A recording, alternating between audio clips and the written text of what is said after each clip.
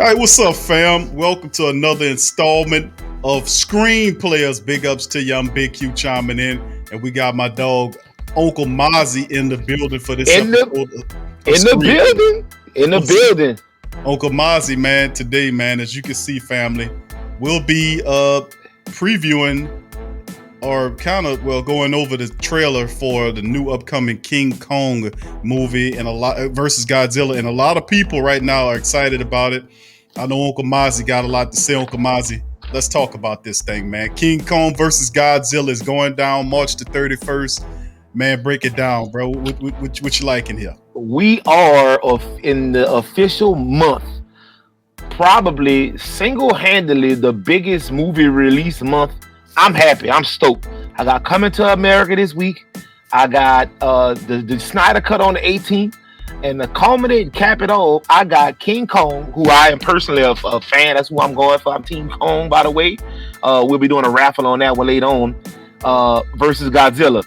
So, man, I am really, really stoked about this whole lineup. And we've been getting some really, really high-quality, good trailers, both domestic and foreign. The foreign, obviously, the Chinese trailers are showing a little bit more footage.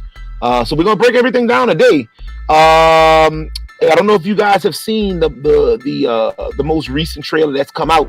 There were two releases last week. There was the American version, and there was obviously the Chinese version, as we're seeing right here today. So we can get that original clip started, where we can start from the trailer that dropped.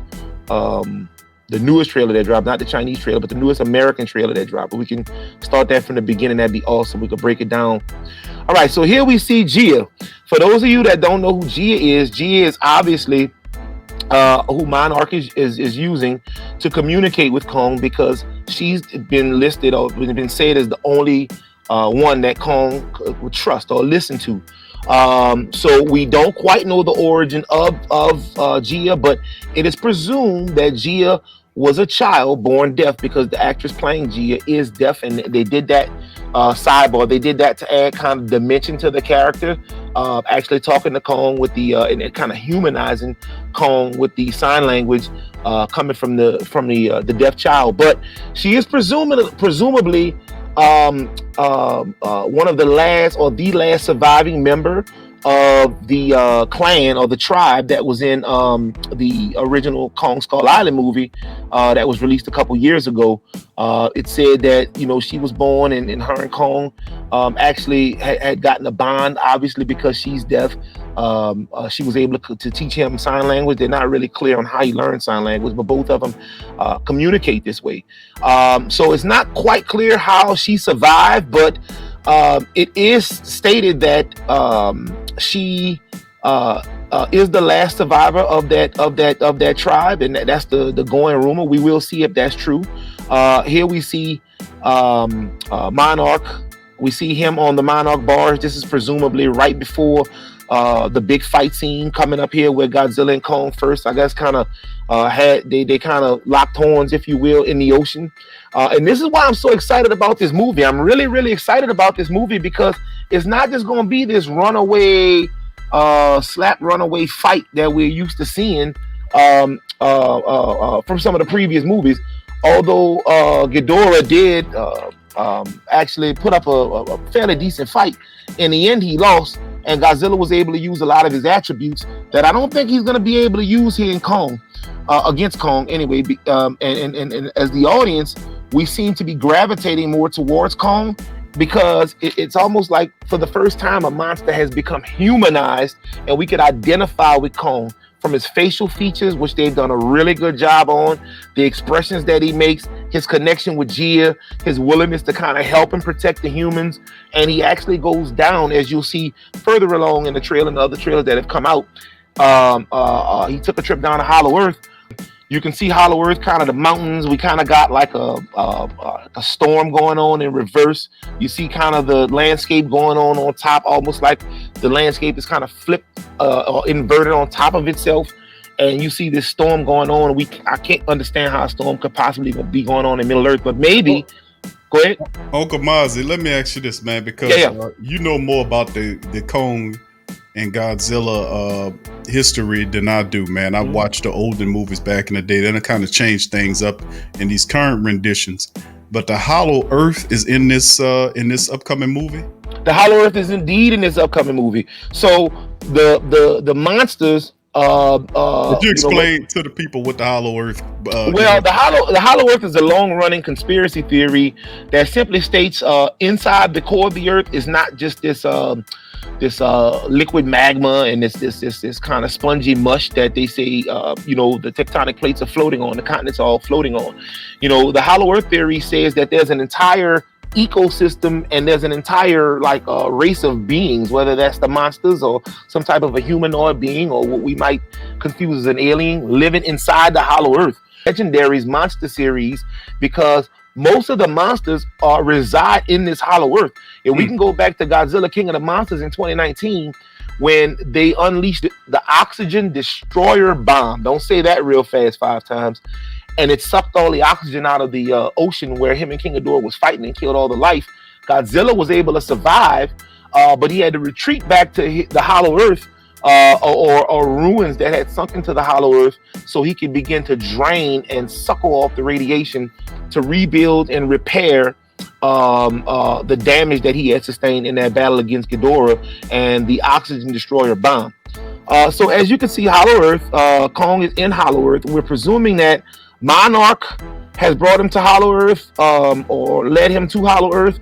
We don't know quite when this scene takes place, but we do believe that this is when he receives his weapon, which is an axe that is forged out of some type of petrified wood and is capped off with a dorsal plate from either Godzilla or a race of Godzilla's race, whatever that is, the Kaiogen. So they show the axe as we saw in the trailer. He uses the axe to kind of go through the atomic breath and whop Godzilla on top of the head.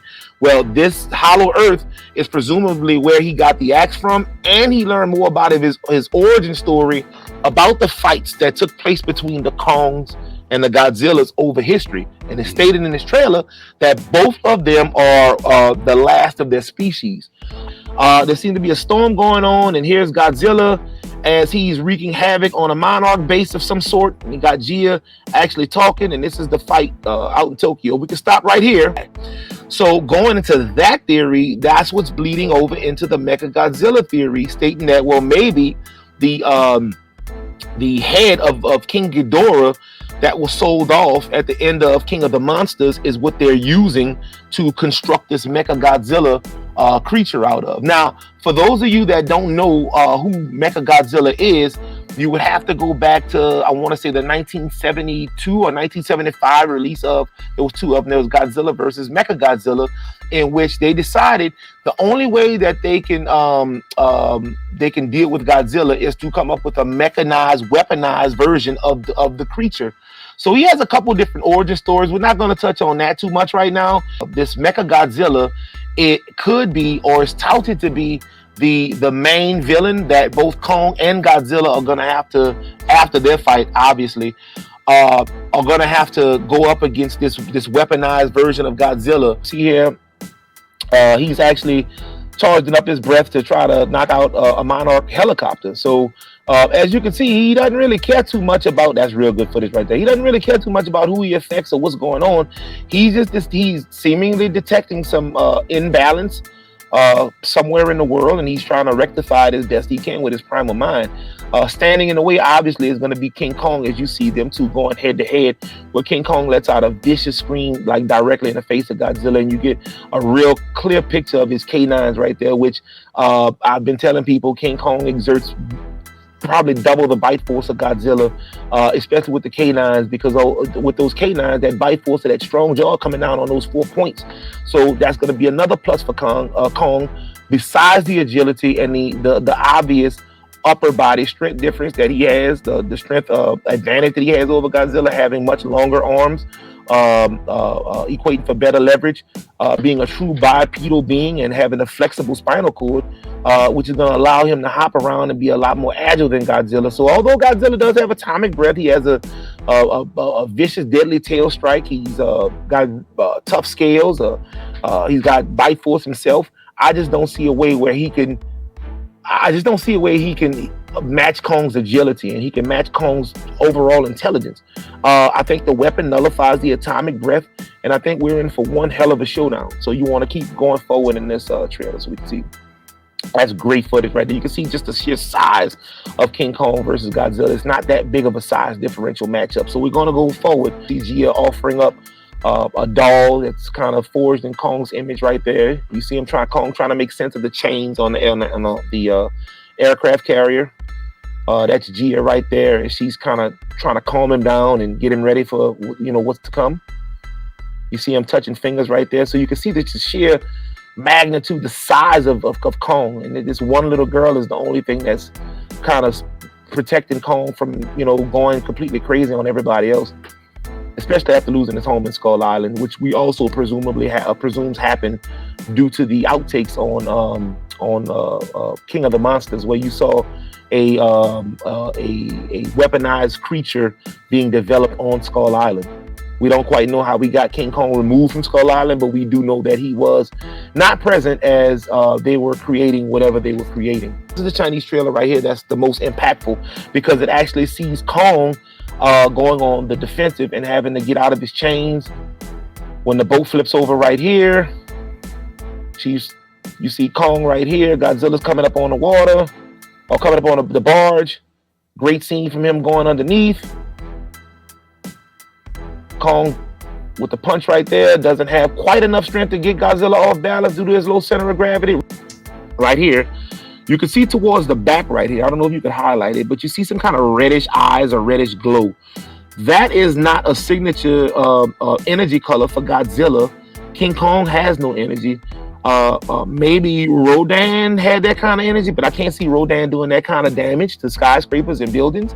And it looks more almost robotic or LED-ish. So maybe that's the glimpse that we're seeing of a Mecha Godzilla or a mechanized version of Godzilla or King Ghidorah. And you can go right to the top of those lights and you can kind of see maybe a mouth figure or a head figure right there. Maybe. We can't really tell, but we can definitely see that's neither Godzilla in his original form, nor is it King Kong in his original form. And it's daytime, and we know the fight in Tokyo took place at night. This is taking place during the day, and it's obviously a monster. So, Mozzy, you saying this could be Mecha Godzilla going on? Could be. You're saying.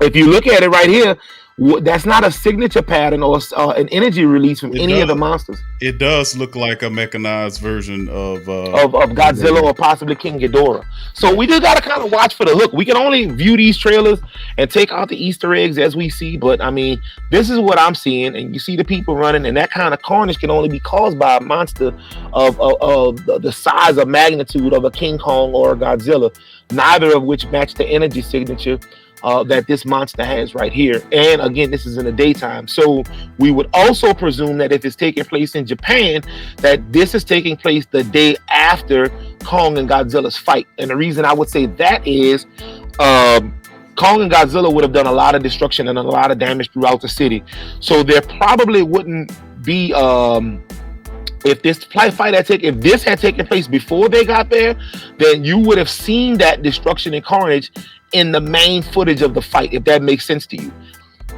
All right, so you see Godzilla right there, just completely trashed the Monarch base. And this is footage right here. Man, that cinematography is unbelievable, because it kind of gives you almost, if you watch a lot of National Geographic footage where they take pictures of the blue whales and the sperm whale, and you ask yourself, damn, how do these people getting that close to this majestic creature? Okay, for this majestic creature to not even exist, and they're showing it like this off CGI, that is incredible. We have come a long way from the rubber suits and like the scale model buildings that people step on and make these ridiculous noises pretending that they Godzilla. This is unbelievable. And here you can see like the upper body poise of him as he swims through the water so easily, dodging the missiles, and he dives. And he could probably take the damage of the missiles, but I guess in his mind, like, why take the damage of the missiles when I could just swim under the damage of the missiles and won't have to absorb any of the damage? So, I mean, that's a really good piece right there from a cinematography standpoint. All right, right there, you see Kong again, presumably on Skull Island, or what appears to be Skull Island, but there has been another trailer leak showing Kong actually taking a tree and making like a projectile spear out of it. and throwing it at an imaginary barrier. So I don't think this is the Hollow Earth just yet. I think this is Skull Island, either right before or right after his capture. Yeah, I try. Okay, so you can see them dropping bombs here.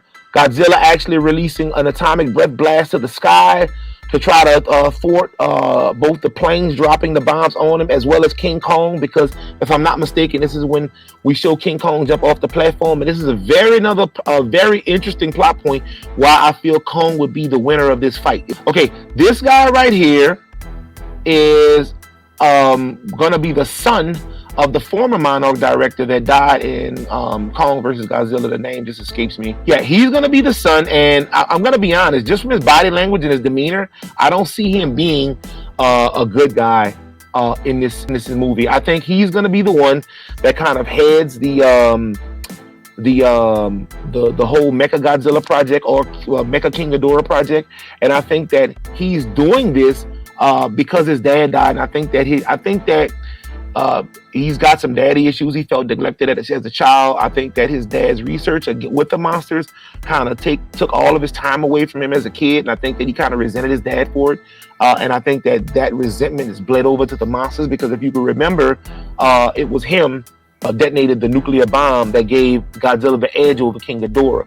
We clearly see that there's no damage to any of these reference buildings here. This is obviously pre-fight with him and Kong. He's charging up right here, as you can tell by the dorsal fins, to come with an atomic breath attack.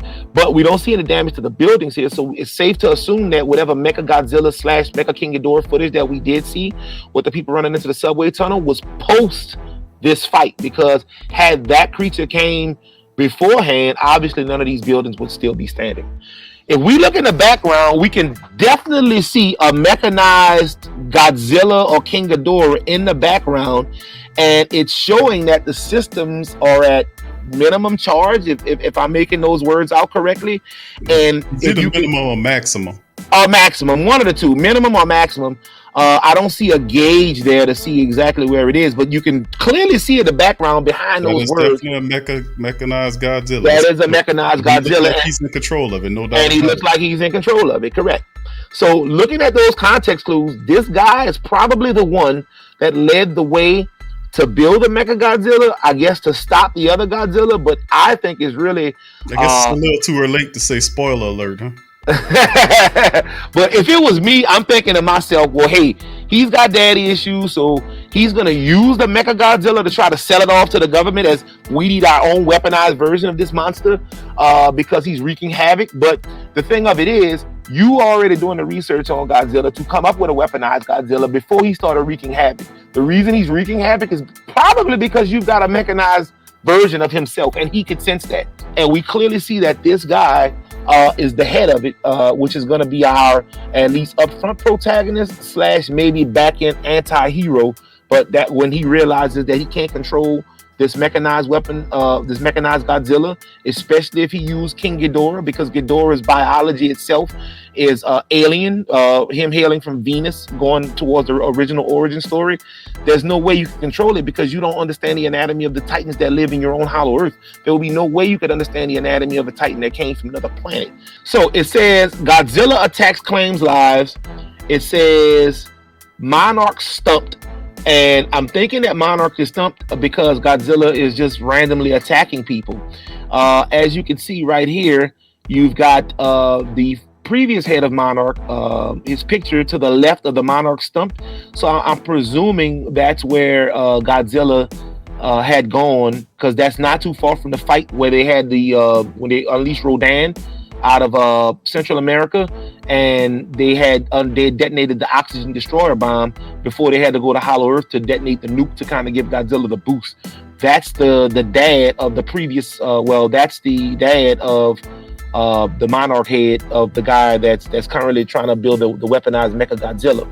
So if you can look all around the board, you see Godzilla attack, claims live. We can't quite see what it says there.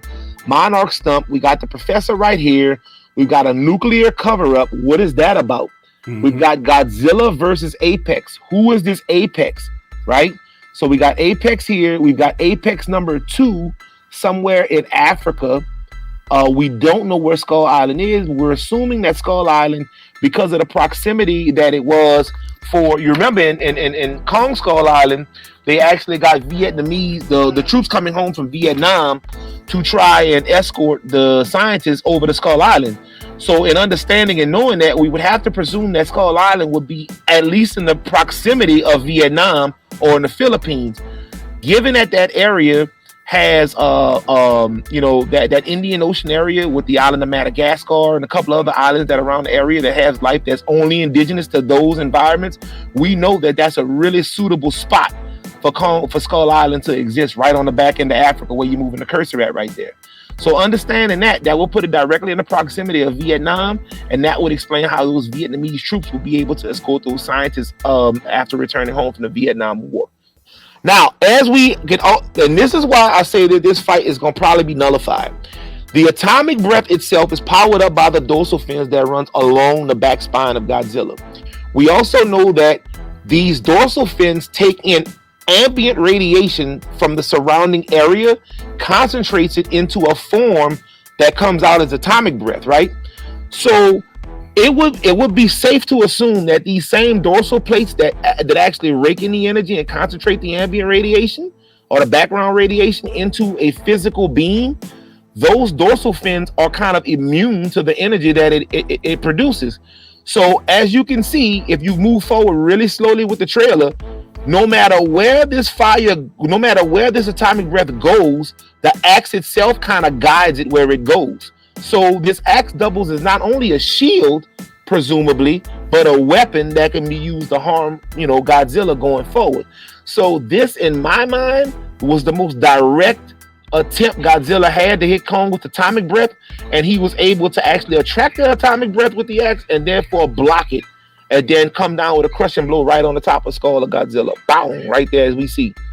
And you also saw right there with that explosion of energy that not only does it seem to deflect the energy that's given off, but it seems to absorb it and almost contain it.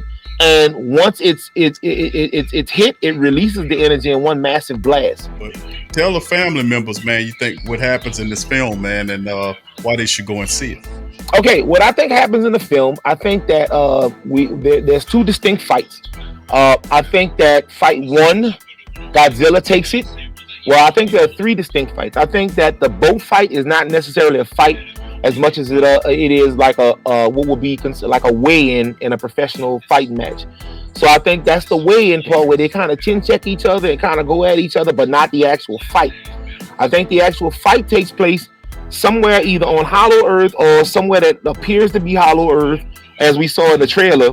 And I think the third fight between them takes place in Tokyo before they realize that neither one of them is the true enemy, and the true enemy is going to be the weaponized version of either Godzilla or King Ghidorah. So I think that it's the meetup. I think Godzilla takes one. I think Kong takes two. And I think that they realize they have to join forces to stop this mechanized, weaponized version of either Godzilla or Ghidorah.